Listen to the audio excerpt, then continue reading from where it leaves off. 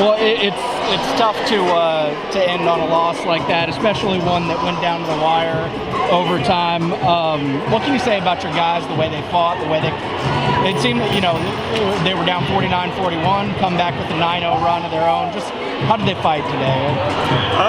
They gave it their all. One thing I told them before we started was to just make sure that when you leave here, you don't leave saying, I could have did this, I could have did that. We're still in the learning process. If you still look at the season and where we ended and where our peers thought we should have ended, we still did very well. So all we got to do now is take away on that, build on it in the offseason, and come back a little bit stronger next year. Yeah.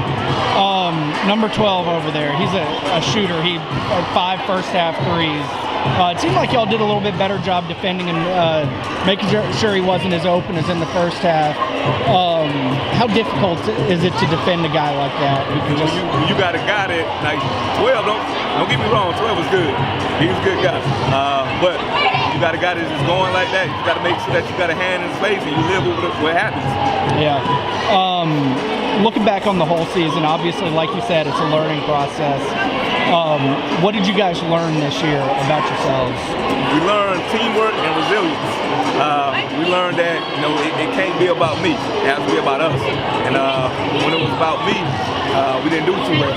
We started at the beginning of the season, but when we started to fight for each other and do it for each other, instead of just a whole group of individuals together, we started to work for each other and started to come together. That's when you see those games that we weren't supposed to win start to happen.